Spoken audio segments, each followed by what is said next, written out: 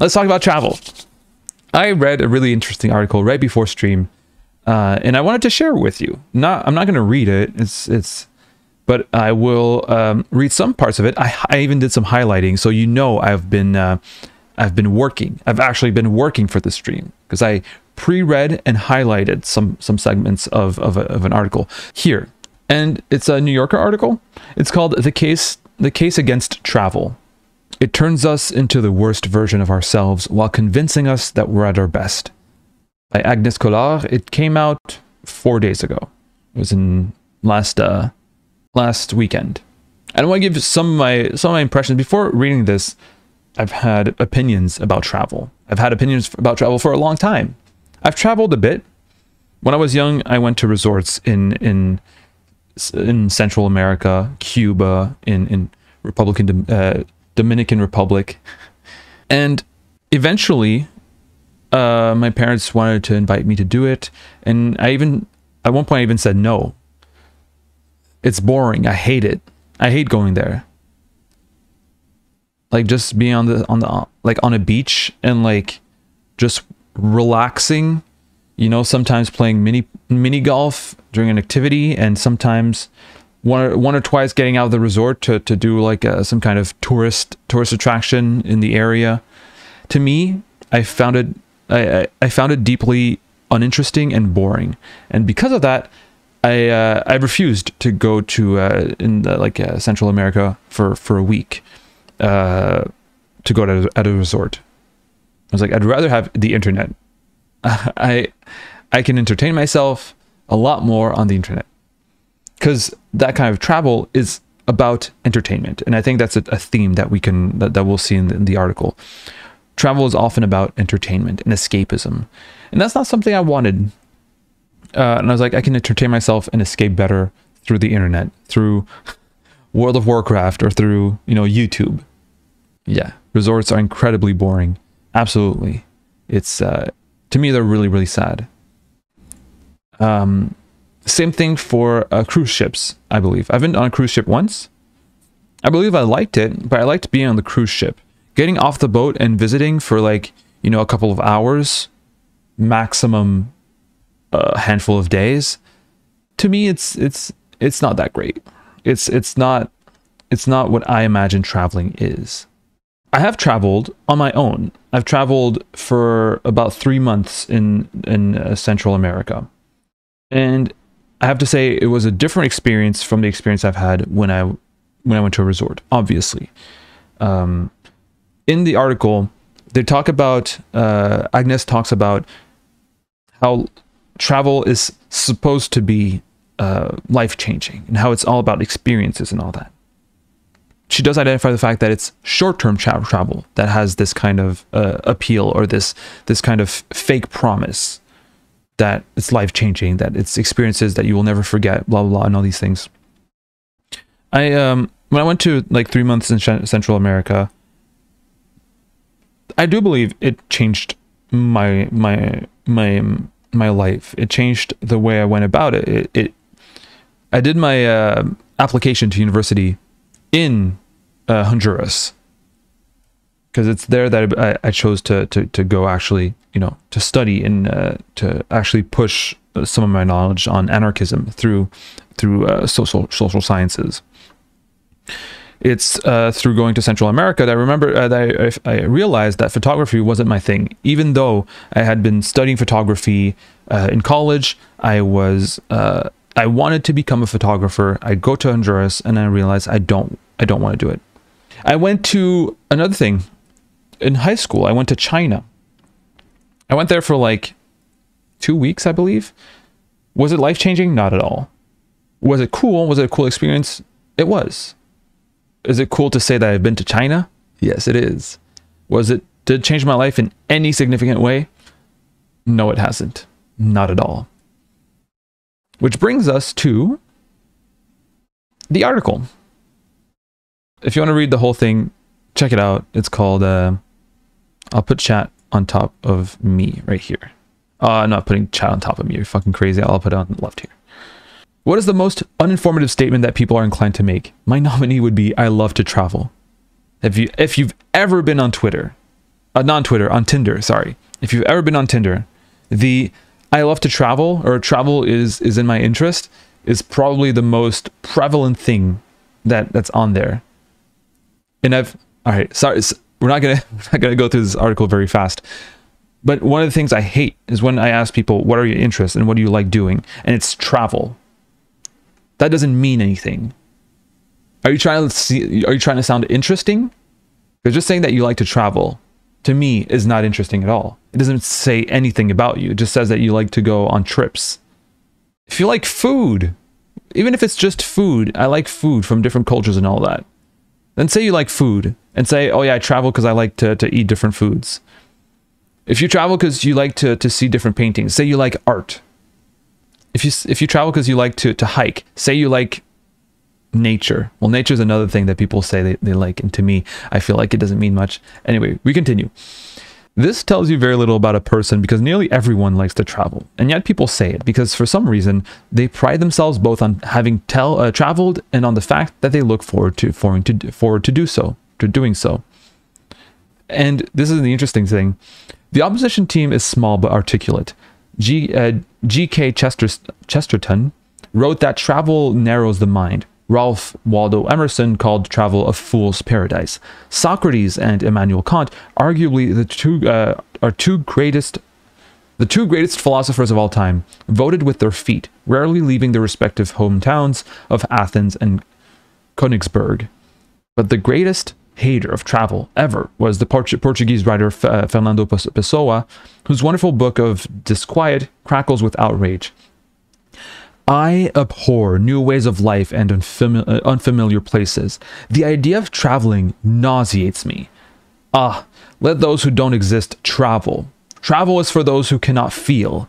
Only extreme poverty of the imagination justifies having to move around to feel.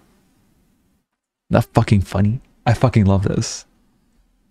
Here, a lot of thinkers who see travel as perhaps, again, just a way to distract yourself, right? As entertainment instead of actual self-development or self-reflection or, or actually any engaging thought process.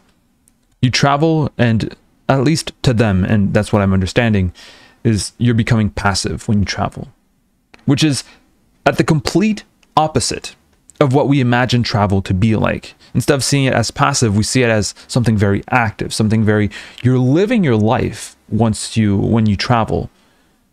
And it's something that is explored here, and I want to continue reading. Travel gets branded as an achievement. See interesting places, have interesting experiences, become interesting people. Is that what it really is? Pessoa, Emerson, and Chesterton believed that travel, far from putting us in touch with humanity, divorced us from it. Travel turns us into the worst version of ourselves while convincing us that we're at our best. Call this the traveler's delusion. Interesting, right? I have tired floor giving a personal experience, which I love. I love personal experiences. I hated to travel because it's very stressful for me. I also don't like rapid changes, and traveling is a rapid change. There are also some other reasons, but I slowly learned to like it. To me, yeah. The kind of travel that this article is pointing out, and the kind of thing that I think is being criticized, is the kind of travel that's more like a museum park ride. Not a museum park, an amusement park ride. So an amusement park ride is going to make you, like, it's going to go really fast. It's going to make you, like, see so many different things. But you're in and out. You're kind of exploring. You're bombarded with new information, and when you come out of it, well, it's over. You go back to your day-to-day life without having changed anything. The gala of the people who go travel to anywhere, but especially the global south, and then get offended by the general existence of locals and their general divinity is mental. Aldzerge, you're from Mexico, right? So you would understand that, I imagine. I would imagine you do. She then goes to define tourism as the kind of travel that aims at the interesting, and if Emerson and company are right, misses. So travel is all about finding things, like aiming at the interesting, but missing in the process of aiming at the interesting. Just aiming at the interesting is problematic for different reasons. And she gives the example of, here she talks about how the tourist actually doesn't come out of travel changed, but the local communities actually come out changed by their interaction with tourists.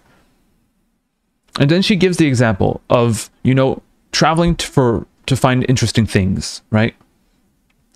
For example, a decade ago, when I was in Abu Dhabi, I went on a guided tour of a falcon hospital. I took a photo with a falcon on my arm. I had no interest in falconry or falcons, and a generalized dislike of encounters with non-human animals. But the Falcon Hospital was one of the answers to the question, what does one do in Abu Dhabi? So I went. I suspect that everything about the Falcon Hospital, from its layout to its mission statement, is and will continue to be shaped by the visits of people like me. We unchanged changers. We tourists. On the wall of the foyer, I recall seeing a series of Excellence in Tourism awards. Keep in mind that this is an animal hospital. So that's what she means by the tourist who doesn't get changed is changing the place where they are going. And in this case, it's the falcon. And then she goes back to the falcon again. Why might it be bad for a place to be shaped by the people who travel there voluntarily for the purpose of experiencing a change? The answer is that such people not only do not know what they are doing, but are not even trying to learn. Consider me. It would be one thing to have such a deep passion for falconry that one is willing to fly to Abu Dhabi to pursue it, and it would be another thing to approach the visit in an aspirational spirit, with the hope of developing my life in a new direction. I was in neither position. I entered the hospital knowing that my post-Abu Dhabi life would contain exactly as much falconry as my pre-Abu Dhabi life, which is to say, zero falconry. If you are going to see something you neither value nor aspire to value, you are not doing much of a thing besides locomoting. And locomoting is a good word for this. Locomoting, you know, like a locomotive? Is that how you call the head of a train? Locomoting, okay, yeah. Locomotive. So what motive means moving. Loco means crazy in Spanish. So it means moving in a crazy way. No, it doesn't mean that. I'm joking. That was a joke. It's pronounced locomotive. All right, thank you, Pyroanarchist. Always there to help me pronounce things. The analogy of a locomotive, locomotion is good because a locomotive is on tracks, right? It can go just one direction, and it just goes. It doesn't stop. It stops at some parts, right? But it doesn't think. It doesn't have the freedom to think. It's on one rail and it's going. And that's how she describes traveling or being a tourist, right? You're doing the things without really thinking. You're not going to be changed by it. You're just going as a train. And my analogy of it being as tourism being often a theme park ride also goes with the locomoting, right? It's on rails. You go, you have fun, but it's deeply meaningless. It's still fun, don't get me wrong, and perhaps the author here liked having a falcon on their arm and they thought that was really cool. But the issue here is not that it's not fun or not cool, because it can be, but it's that it's not meaningful. And when people talk about travel, they talk about it being meaningful, about life changing, and the falcon on their arm is not meaningful. You have pictures of people, you know, going to the global south, as Serge pointed out, with parakeets, right? Or big snakes, and they're going like, oh my god, I'm having so much fun. Kek Orangutan, first time in chat. It says, do you think they mistake entertainment with self-development in this case? Do you mean the tourists or the author? because I think there's a case for travel as entertainment. Obviously, I think the author is made it clear that they're attacking the idea that traveling is like either about changing your life or being able to I don't know, make you a different person, or that the idea that travel in itself is an interest that tells a lot about you. She never says that it's about entertainment, but from what I understand, this is what she's saying it's about. I don't think they mistake both. I think many people do mistake both. And I think self-development is being mistaken for entertainment for a lot of travelers, because a lot of people don't know what self-development is or self-actualization is. And they believe that self-actualization is living cool experiences. Being on your deathbed like this, because this is how I'm going to be on my deathbed, like this, and thinking, what are you going to think about when you're on your deathbed? Are you going to think about what made you who you are today? Or will you think about your the experiences that you felt? Are you going to think about what you've achieved? Well, when you travel, a lot of people believe that traveling is what you've achieved, but it's actually just what you experience as entertainment, right? So like being here, being on your deathbed and thinking about how you are, you traveled all over the world in a cruise ship. It doesn't say anything about you. It doesn't say how much you've developed as a person. It doesn't say what you've accomplished. All you've accomplished is pay a couple of $1,000s to contribute to the economies of poorer countries often. Mildred Seashells. Hello, Ms. Mildred Seashells. Welcome back. I mean, says this article calls to mind Maya Bay on Koh Island in Thailand, made famous by the beach with Leonardo DiCaprio, and how it had to be closed indefinitely after sustaining extensive environmental damage due to tourists. Was that life-changing to these tourists? Oh my God, we went to the beach with Leonardo DiCaprio. Was that experience life-changing? Was it revealing in any way? Did it make them grow as people? No. And it impacted a lot of the local population. Sandwiches says appreciating culture is important for traveling, in my opinion. Yeah, for sure. But there's appreciating culture as like again, as entertainment as well. I don't know. I feel like, yeah, you can appreciate culture, but very often it can be done from like an outsider's like exoticist fantasy in a way, right? And going outside the okay, we'll just read, because I'm just talking about this article because I'm excited about it, but like we're gonna go over what I'm talking about just by going through it. Halitosis says, and I agree. I've worked all over the U.S., Missouri, North Dakota, New Jersey, Pennsylvania, Ohio, Wisconsin. My advice is to put down roots in one area, make a strong home base. Don't jump from one place to another. I agree. And I don't have your experience, Halitosis, but I've done that for like 4 or 5 years, like in when I got out of high school, without having a stable place. And having a stable place not only is good for your own mental health, but also for and I know it's not everyone who can afford or have the luxury of getting in their own space and putting their root down, but it's also being able to anchor yourself in a community, have people that you can rely on, make friends, make neighbors, and it's the kind of thing that if you keep moving, your friends, you will yourself, and I've experienced that myself. I was not reluctant to make friends, but I was when I made friends, I had the understanding that these friends wouldn't be there for very long, because I've moved so much when I was just younger. So when I made friends, it's like, all right, yeah, but like in 2 years we might not even see each other and talk to each other ever again. So it impacts as well your own like relationships. So we're talking about locomotion, right? Tourism is marked by its locomotive character. I went to France. Okay, but what did you do there? I went to the Louvre. Okay, but what did you do there? I went to see the Mona Lisa. That is, before quickly moving on. Apparently many people spend just 15 seconds looking at the Mona Lisa. It's locomotion all the way down. But if you usually avoid museums and suddenly seek them out for the purpose of experiencing a change, what are you going to make of the paintings? You might as well be in a room full of falcons.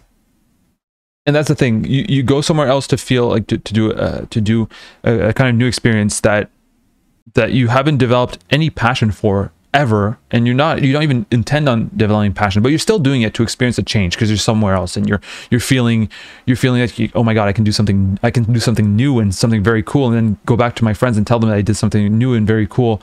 Oh, I learned to surf. And it's like, all right, you learned to surf, but did you ever have a passion for surfing? Do you want to continue surfing?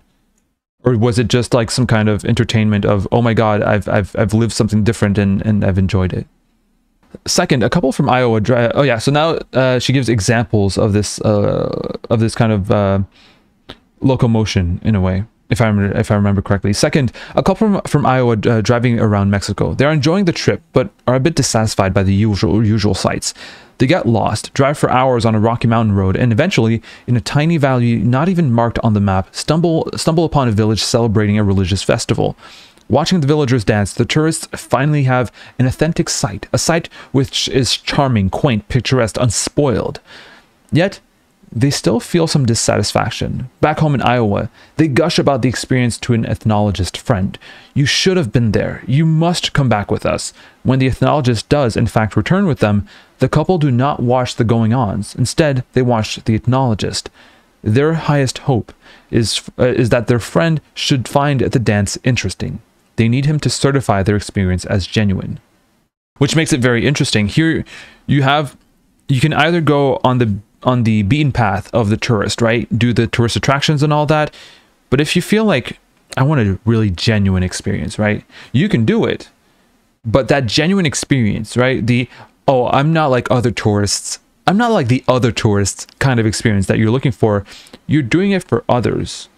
Because it's the kind of experience that you want to share, but you want to share not because the experience in itself was amazing, but it's because you want people to envy it and to see you as someone who's done genuine, not terrorism or tourism, but genuine traveling, right? And if you go back with that person that you were, was it gawking at for what you saw, again, you'll be looking at that person because you don't see the experience as the experience itself. What's the white thing to Sean's right? Are we all right?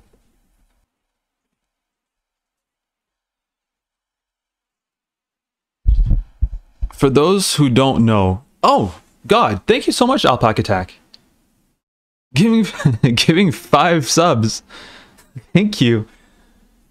Is Alpaca Attack like the a follower of Saint Dominic? Is that what it is? They study with why travelers can't truly connect to other human beings. During my Paris wanderings, I would stare at people intently inspecting their clothing, their demeanor, their interactions. I was trying to see the Frenchness in the French people around me. This is not a good way to make friends. And I feel like, yeah, as a traveler, maybe that's an interesting thing. You might if you've traveled in any way, you'll notice that travelers, you can make friends with other travelers, but you rarely make friends with the locals. And it's normal, right?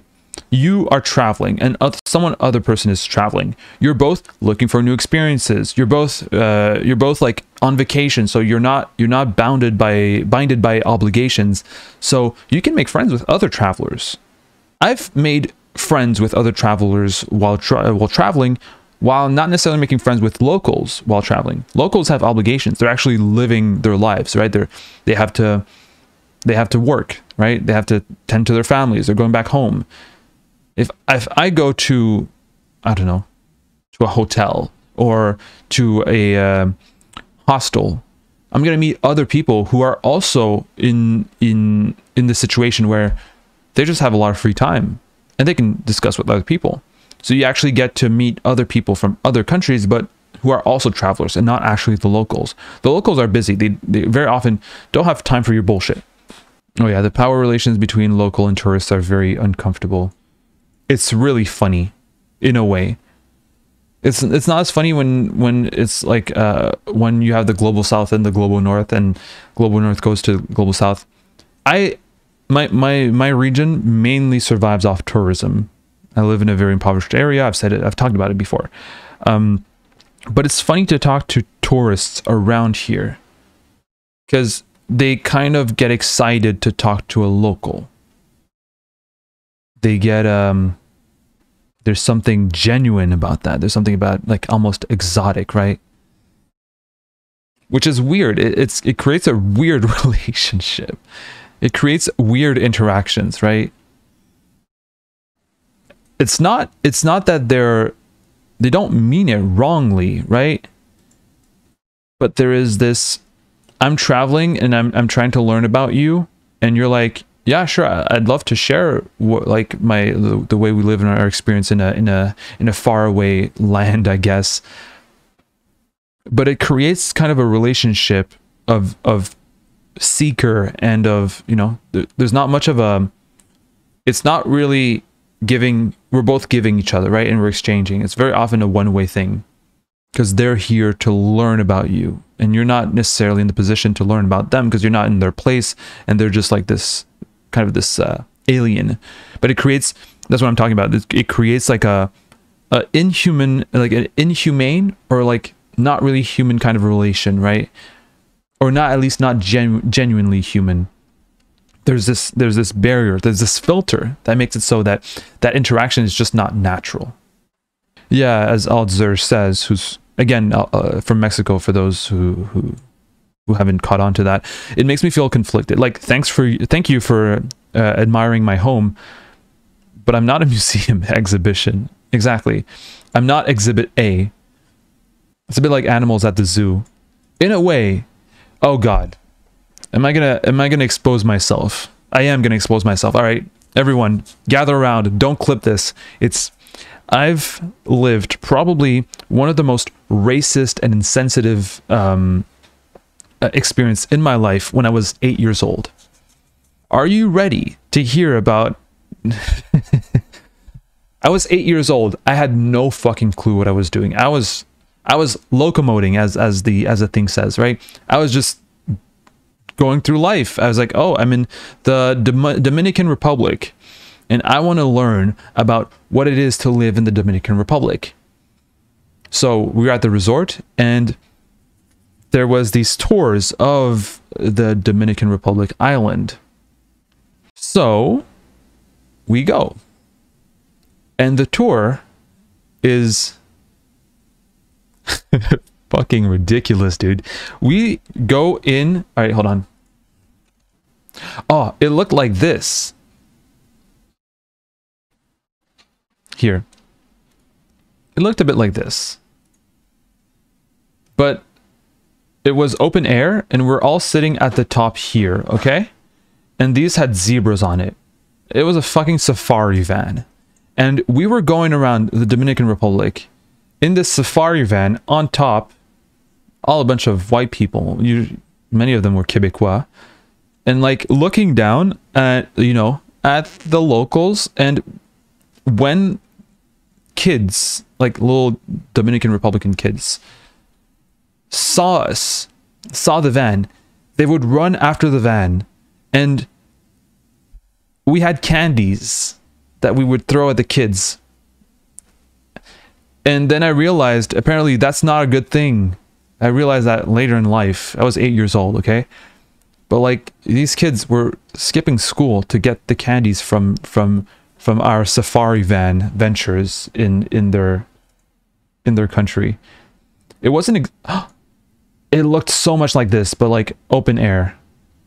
Anyway, I know it is gross. It was so bad. It's the kind of experience that, you know, is provided on these kind of resorts. You can go see how people actually live, but you'll be in your safari van, and you can throw. But it's been, I was around 8 or 9 years old, so it was what, like about 17 years ago. Holy shit, I'm getting old. So it's been a while, so I don't know if it still happens. It might still happen. I don't fucking know. I was a child. I didn't have the ability to understand. And many of the people who go to resorts, right, for a week and then they do that, they don't see the problem about it, right? They don't see the problem in it. They're just there to go watch, you know, how people live, I guess. And explaining the problem, how problematic and how like really insensitive doing that is awkward. You're right, Aldzerj. Explaining how this is like really, really bad is, I don't know if that's what you're referring to, but like, you guys are being quite insensitive, and they don't mean wrong, right? Me, my parents, and all the people who were in that bus throwing candies to children as they were running after our van as we were looking with, like, okay, we didn't have the colonial hat, but we might as well just have. And explaining that it's deeply problematic without telling them, but however, I know you don't have wrong intentions. People will still see it as like as an attack on what they're doing, right? Yeah, it's well-intentioned, but it's profoundly out of touch. And that's one of the issues, is that a lot of people feel like they're going there and they're like, oh, like, I'm listening to these issues, and I want to understand them by seeing what, like, the poverty that they live through, right? It's important to acknowledge that, so that I understand my privilege once I go back home. But if you tell them, like, yeah, like, this is, you're just, and that, like, if that's what you're doing it for, you're just doing it for yourself. It's a deeply selfish way to see these social problems and how they affect you while these people, like, literally starve. Good job. But they really genuinely think that they're doing a good thing, and that they're opening themselves up to the world and to the different experiences that, you know, people live. So it's hard to confront them in that. They're so happy with so little, says Valentine's Day. Exactly. Look how cute they are. Oh, these people, you could give them a rock and they'd be so happy. It's like, you think you're being nice about it, but you're not. The problem was not with other places, or with the man wanting to see them, but with with the man wanting to see them, but with travel's dehumanizing effect, which thrust him among people to whom he was forced to relate as a spectator. Chesterton believed that loving what is distant in the proper fashion, namely from a distance, enabled a more universal connection. So that's what we were just talking about. I have a little cat right here, being extremely annoying. Is this going to be a cat stream? Are we? Can we not focus for 2 seconds?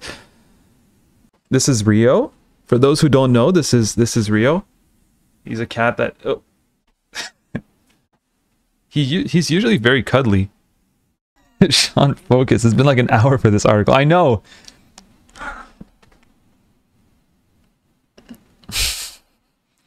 We've given him attention, which is which was a mistake. The single most important fact about tourism is this: we already know what we will be like when we return. A vacation is not like immigrating to a foreign country, or matriculating at a university, or starting a new job, or falling in love. We embark on these pursuits with the trepidation of one who enters a tunnel, not knowing who she will be when she walks out. The traveler departs confident that she will come back with the same basic interests, political beliefs, and living arrangements. Traveling is a boomerang. It drops you right where you started. And I feel like that's probably one of the nicest, the most incisive line in this article. It's a boomerang. It's a roller coaster ride. And it's pretty much how she ends her essay. Then she says, if you don't think, if you think that this doesn't apply to you, that your own travels are magical and profound, with effects that deepen your values, expand your horizons, render you a true citizen of the globe, and so on, note that this phenomenon can't be assessed first personally. Pessoa, Chesterton, Percy, and Emerson were all aware that travelers tell themselves they've changed, but you can't rely on introspection to detect a delusion.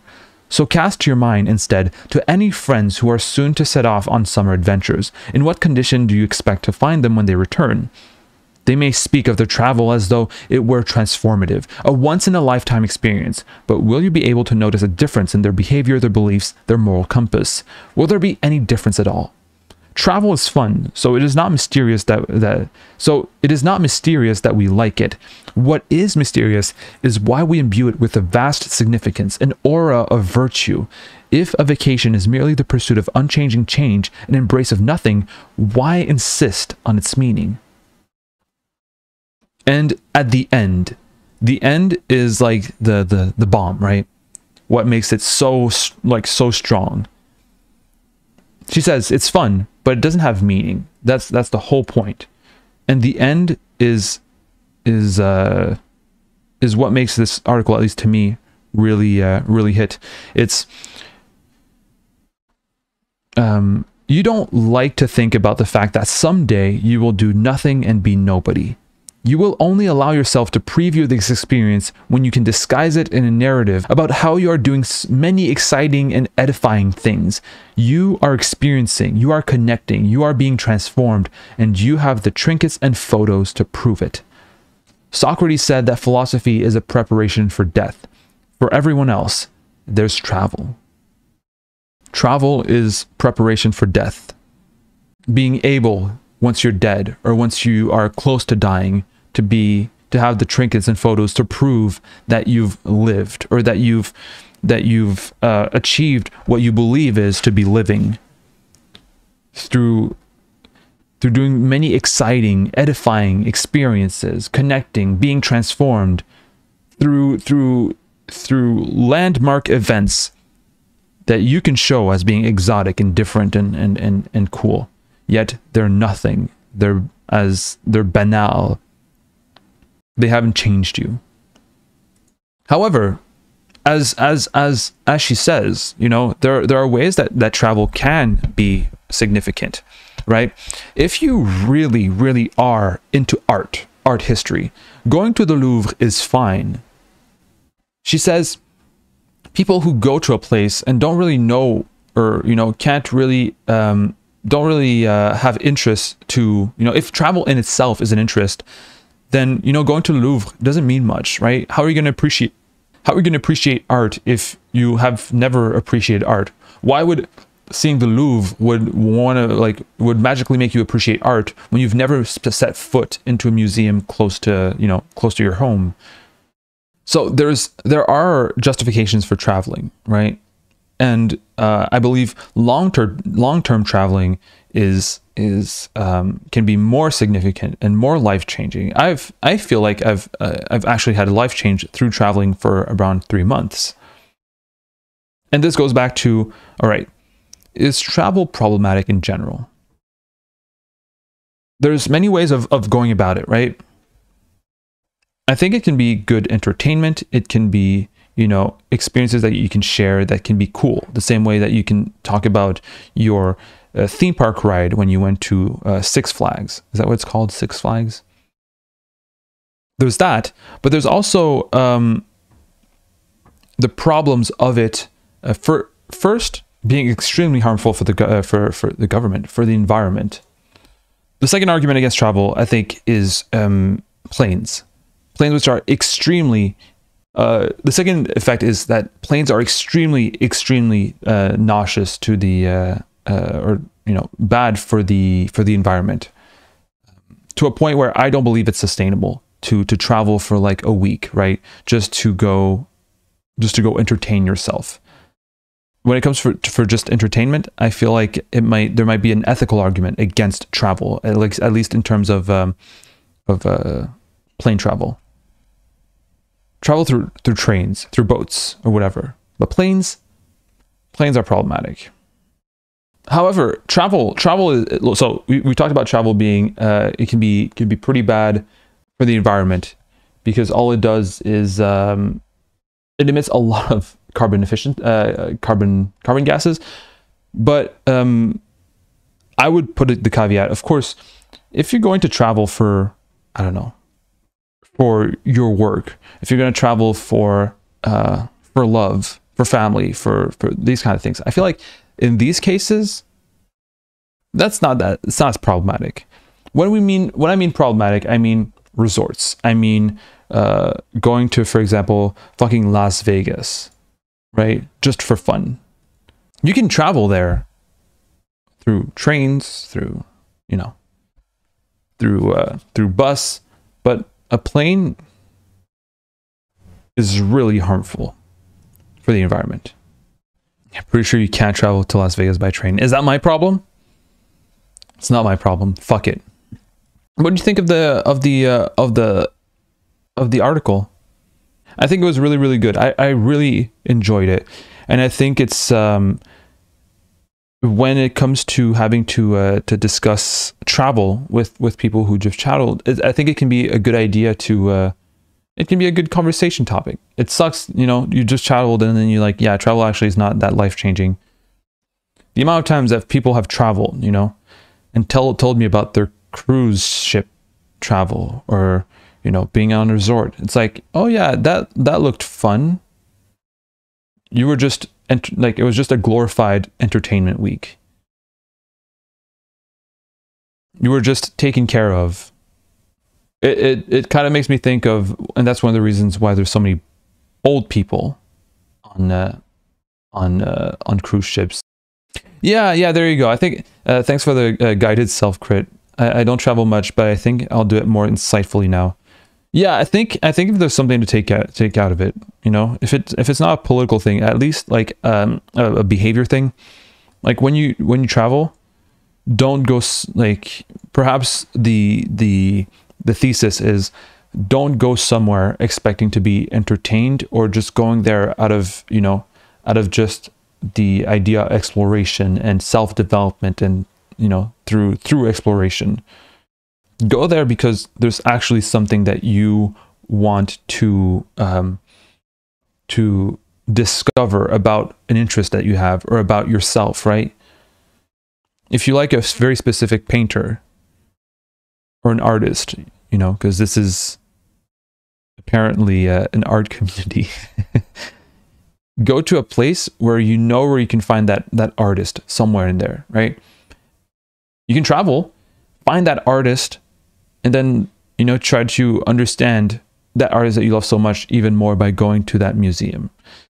And from there, maybe you can travel like a mindless tourist at the same time.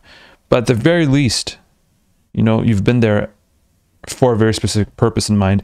And if you get there and you're like, oh yeah, I've developed so much by seeing all these Rembrandt paintings, right? Well, that's good. But what if you go there and you're like, yeah, I've been very disappointed by all these Rembrandt paintings? Well, that's also good, because you learned. You went there with a goal in mind that goes beyond just, oh, I want to experience new things. You've been there with actual purpose. Alzer says the article's good. I just hope they'll do a part two addressing the other side at some point. Yeah, I don't know if they will, honestly. But that's fine. It's all right. I think it's less about the effects of travel in general, and the article is more pointing at the idea that traveling is not as life-changing as people set it out to be. And I think, and perhaps that's something that could have been explored a bit more, and maybe I'll end it on that. I'll end it on that because it's about economics and politics. I think there is an incentive for people who make a business out of selling those experiences, that those experiences are life-changing. You know, the same way that we sell cars, thinking that if you buy a Ford 4x4 F-150 pickup truck, then you are more of a man. Or a Dodge Ram truck, you're more of a man. Well, we sell ideas with commodities, with products, with experiences. We sell like not only ideas, but like emotions, or we sell things that are not necessarily linked to the product that is being sold, as it is with Ford, as it is with MacBooks, right? We're like, if you get a MacBook, you'll be so fucking productive. You'll write the novel that you've always wanted to write because it's a MacBook. It's different. It'll give you the motivation to write. So what we're selling you is not the MacBook itself. It's also the idea that you can become a writer. We're selling you success. We're selling you productivity, and selling travel is not only selling travel, it's selling self-growth, it's selling wanderlust, it's selling experience, one in a lifetime experience. It's selling prestige as well, right? Because you'll be able to tell your friends that you went to that place.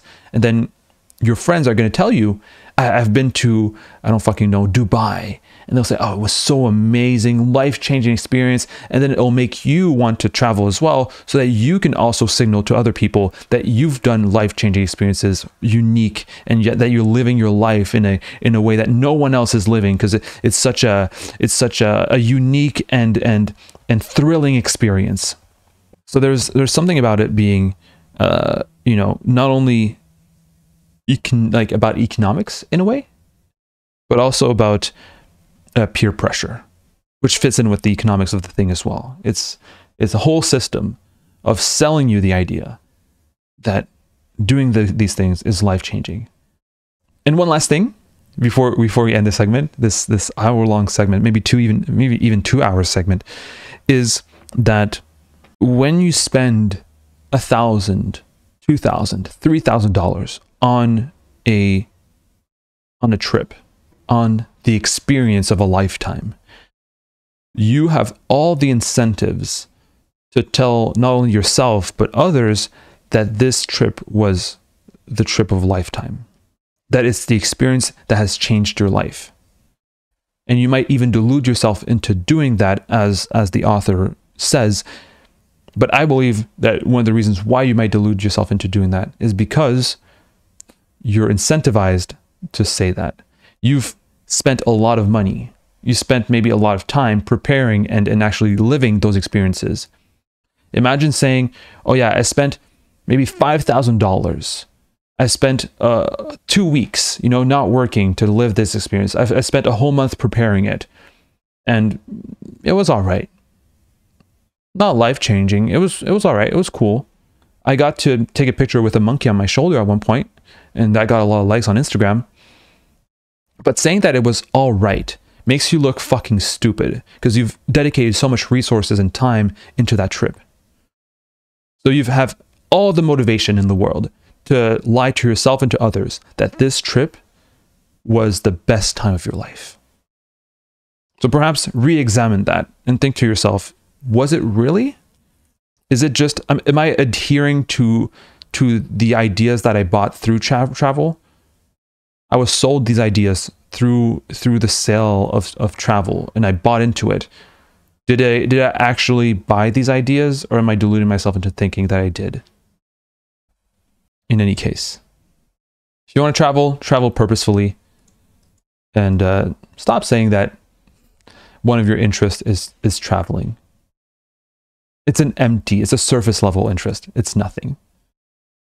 Go out there, find a real passion, find a real interest, and then maybe explore it through traveling. But traveling in itself, it's just a means. It's not an end. That's how we're going to end it. Thank you.